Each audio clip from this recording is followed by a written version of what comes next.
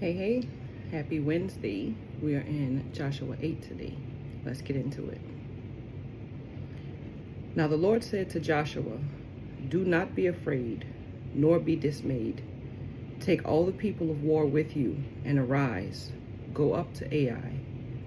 See, I have given into your hand the king of Ai, his people, his city, and his land. And you shall do to Ai and its king as you did to Jericho and its king. Only its spoil and its cattle you shall take as booty for yourselves. Lay an ambush for the city behind it." So Joshua arose, and all the people of war, to go up against Ai. And Joshua chose 30,000 mighty men of valor, and sent them away by night. And he commanded them, saying, "Behold, you shall lie in ambush against the city, behind the city. Do not go very far from the city, but all of you be ready. Then I and all the people who are with me will approach the city, and it will come about, when they come out against us, as at the first, that we shall flee before them. For they will come out after us till we have drawn them from the city, for they will say, 'They are fleeing before us as at the first.' Therefore we will flee before them. Then you shall arise from the ambush and seize the city, for the Lord your God will deliver it into your hand. And it will be, when you have taken the city, that you shall set the city on fire. According to the commandment of the Lord you shall do. See, I have commanded you."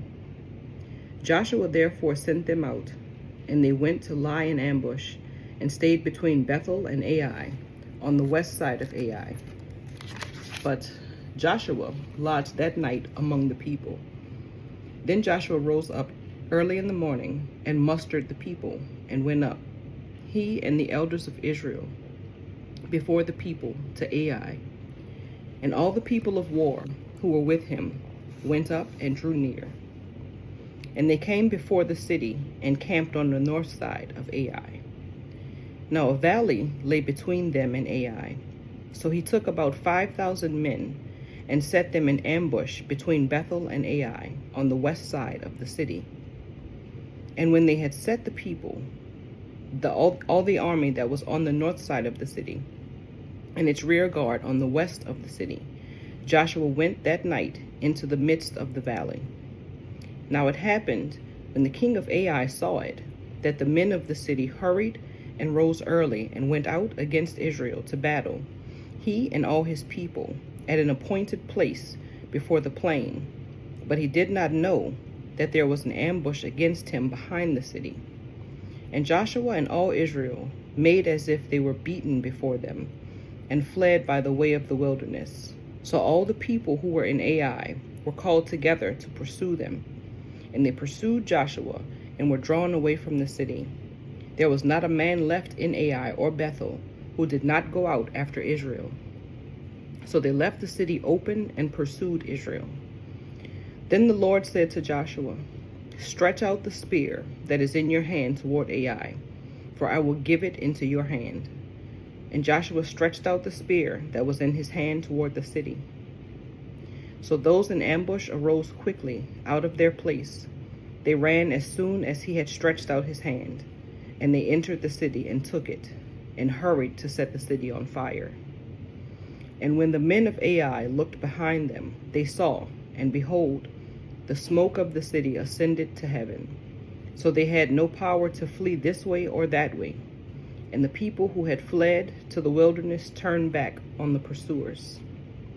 Now when Joshua and all Israel saw that the ambush had taken the city, and that the smoke of the city ascended, they turned back and struck down the men of Ai. Then the others came out of the city against them. So they were caught in the midst of Israel, some on this side and some on that side. And they struck them down, so that they let none of them remain or escape. But the king of Ai they took alive, and brought him to Joshua. And it came to pass, when Israel had made an end of slaying all the inhabitants of Ai in the field, in the wilderness where they pursued them, and when they all had fallen by the edge of the sword, until they were consumed, that all the Israelites returned to Ai and struck it with the edge of the sword. So it was that all who fell that day, both men and women, were 12,000, all the people of Ai. For Joshua did not draw back his hand, with which he stretched out the spear, until he had utterly destroyed all the inhabitants of Ai. Only the livestock and the spoil of that city Israel took as booty for themselves, according to the word of the Lord, which he had commanded Joshua. So Joshua burned Ai and made it a heap forever, a desolation to this day. And the king of Ai he hanged on a tree until evening. And as soon as the sun was down, Joshua commanded that they should take his corpse down from the tree, cast it at the entrance of the gate of the city, and raise over it a great heap of stones that remains to this day. Now Joshua built an altar to the Lord God of Israel in Mount Ebal, as Moses, the servant of the Lord, had commanded the children of Israel, as it is written in the book of the law of Moses. An altar of whole stones, over which no man has wielded an iron tool. And they offered on it burnt offerings to the Lord, and sacrificed peace offerings. And there, in the presence of the children of Israel, he wrote on the stones a copy of the law of Moses, which he had written. Then all Israel, with their elders and officers and judges, stood on either side of the ark before the priests, the Levites, who bore the ark of the covenant of the Lord, the stranger as well as he who was born among them. Half of them were in front of Mount Gerizim, and half of them in front of Mount Ebal, as Moses the servant of the Lord had commanded before, that they should bless the people of Israel. And afterward he read all the words of the law, the blessings and the cursings, according to all that is written in the book of the law. There was not a word of all that Moses had commanded which Joshua did not read before all the assembly of Israel, with the women, the little ones, and the strangers who were living among them. May the Lord add a blessing to the reading of his word. Have a good day.